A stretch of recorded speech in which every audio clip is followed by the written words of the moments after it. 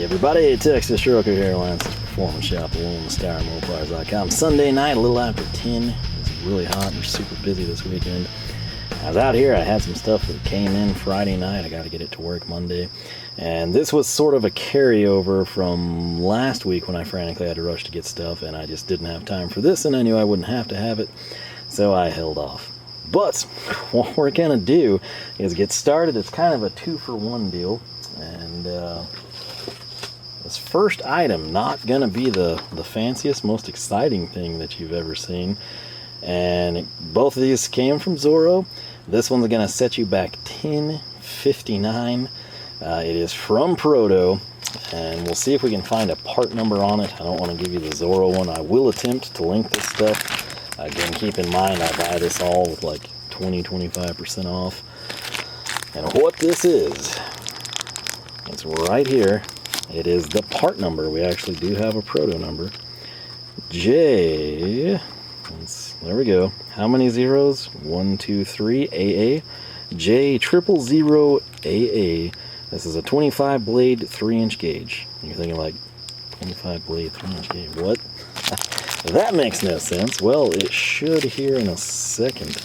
If we can overcome what is the oily sarcophagus this thing is nested inside. There we go. Right here. It's got the Proto branding, which is cool. 000 AA. You probably know what this is. It's not going to be thread pitch. So what would it be? It's feeler gauges. This arises from a situation where I needed some feeler gauges, and I went to first lathe, second lathe, and third lathe, and I couldn't even find them at the second lathe. And the first lathe, they were kind of bent and like paired together and stuff we do. And then at the third lathe, it was a deal where, if you didn't know how this works, okay, it's going to vary manufacturer to manufacturer, but there's like a riveted thread here, okay, and I can loosen this nut, and you can see everything gets much easier to fan out and showcase. You can cool yourself off while you machine something, right? While that can loosen, it can also tighten, but while it can loosen a little bit to allow you easier access to find like 15 thousandths in that set, this will come off. It'll turn off all the way. And when that happens and you're not paying attention, you're not careful, guess what goes? Well, if it turns up like this, that goes, and then if the threads go, you can wind up in a situation where these all fan out. And that had clearly happened, and no one had found the fastener, so it was taped instead of being reported, and they were not in order.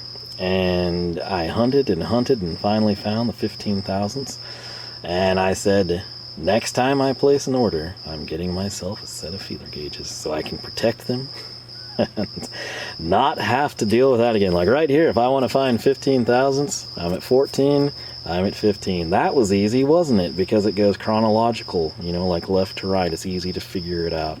Yeah, that's how it's supposed to be, and that's how it's going to be with these, because I intend to keep them in good working order. But that's literally all this is. It's just feeler gauge. That said, this is, if you're picky and you want like made in the USA and you don't want to pay like expensive, you know, machine brands like Starrett or something, hard to go wrong around the $10 mark for these suckers. This particular set, we're going to go from, let's see here. Got 0.040. That's going to be our big one. Our smallest is 0.0015. That is really, really fine.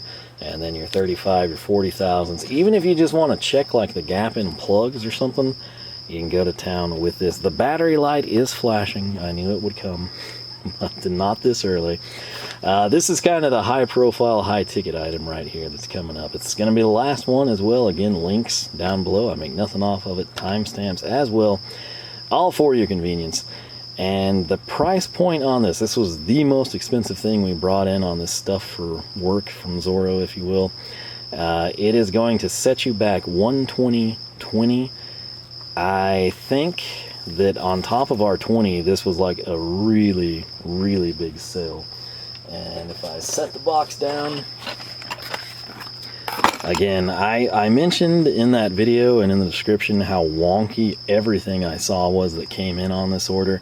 Boxes are like mislabeled. It's super, like when you see socket, set, chrome, 12 to 24 millimeters and 12 point, And you think, why would this guy get 12 to 24 millimeters and 12 point if it's for work? And he says it's old school American stuff.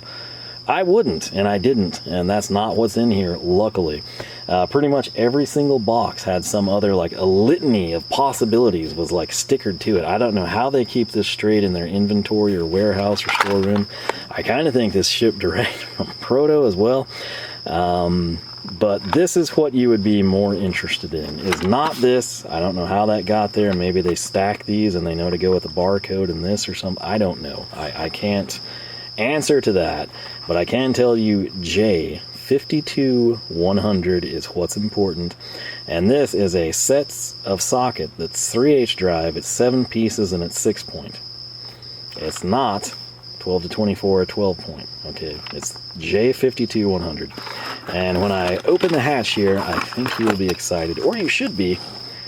What do we have? Dun dun dun dun dun dun.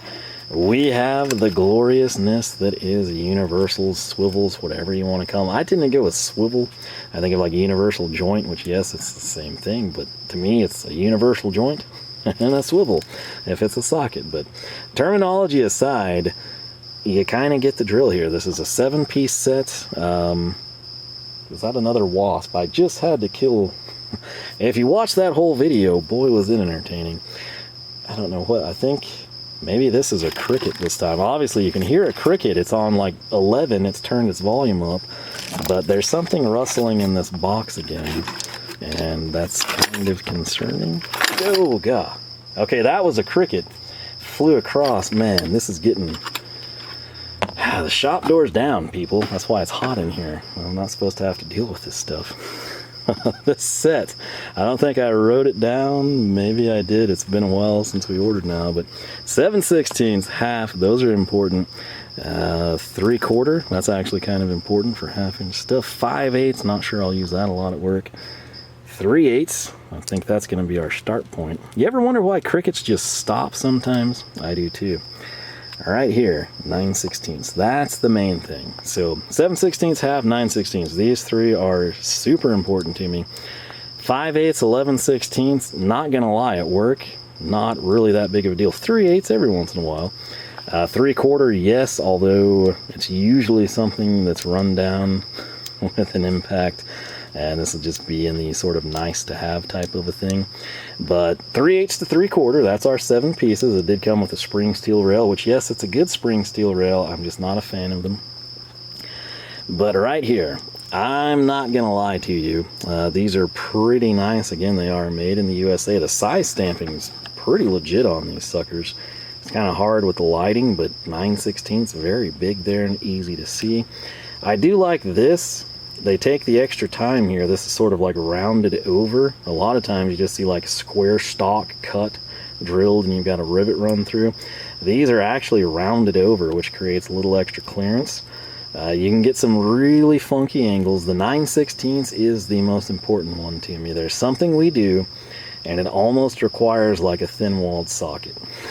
And you've got your bolt hole circle right, and there's situations where it's a casting, okay? So you've got a sidewall, it's cast iron, it's rough, it's as cast. We don't machine that, we machine the top and the bottom.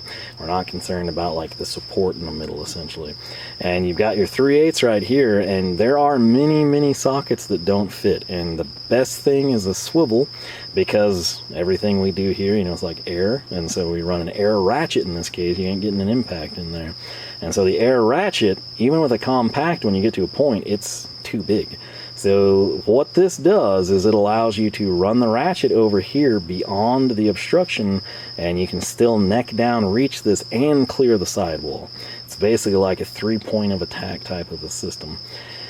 I can tell you right now, and I don't want to say this is like sounding like a tool snob or something, and I will tell you that these sockets are trashed at this point in time, but there are 3 left essentially. One of them is an Easco. I think the KD shattered. The Easco is still there. It's a little thicker of a sidewall. The ones that fit the best are snap-on.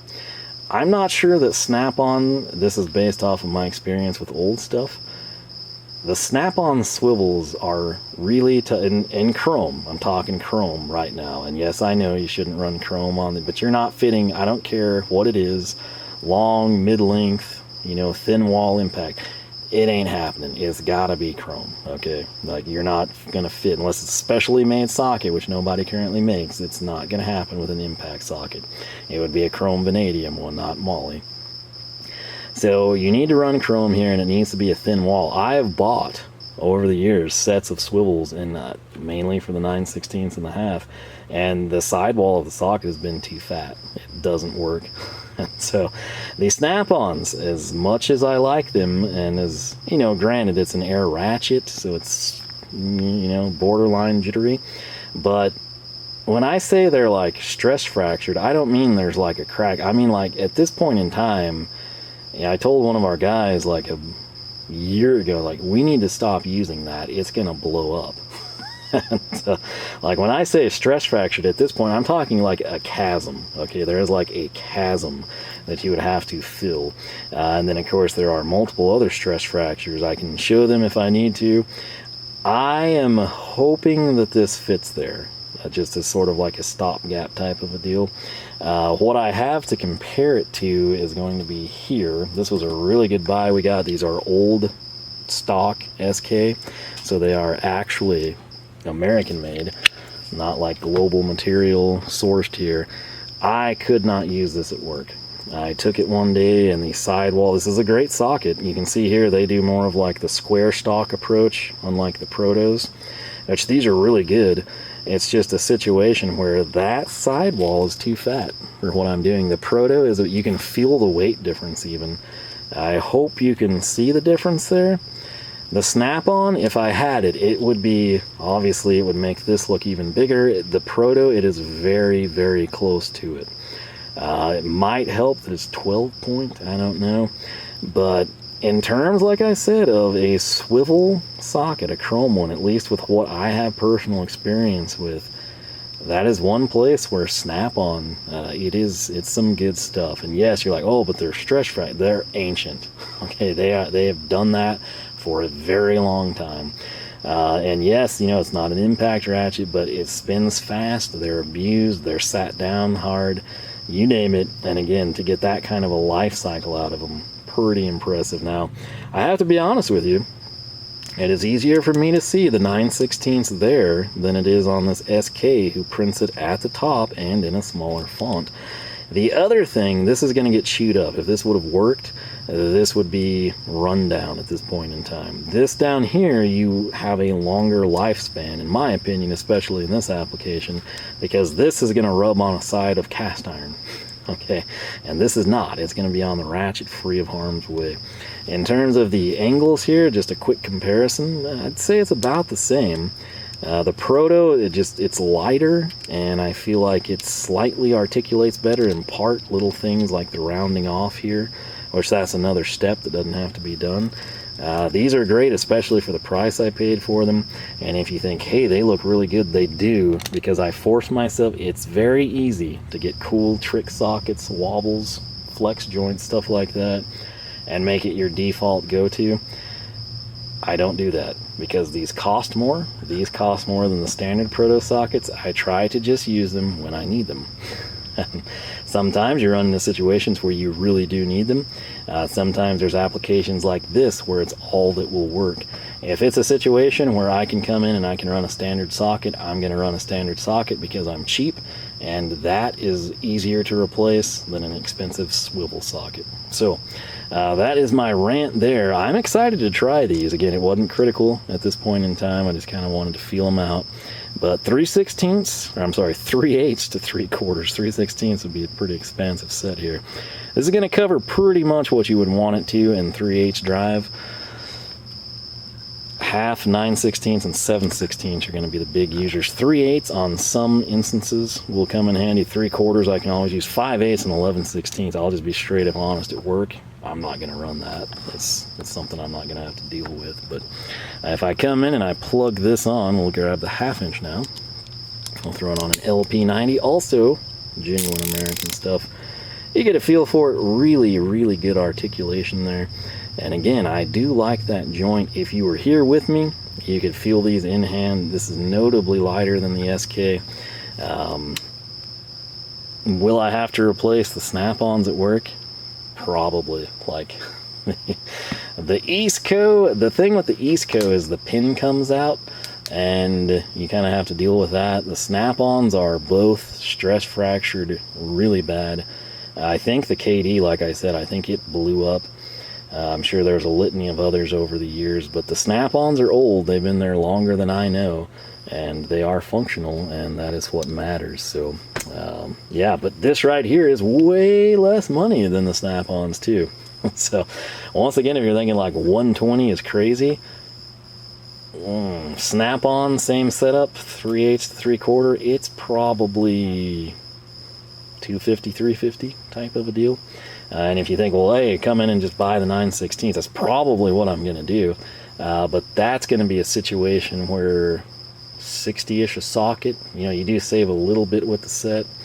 But yeah, it is what it is, man. So fantastic buys. I feel feeler gauges made in America, intact, in order. The 40 and the 35 are holding either end, I should point that out. But right here, really good price at 120. You come in and you think about that, and even if I just needed these 3 sockets, that knocks it down to 40, and then I'm getting 4 extra sockets, 3/4, 5 into 120.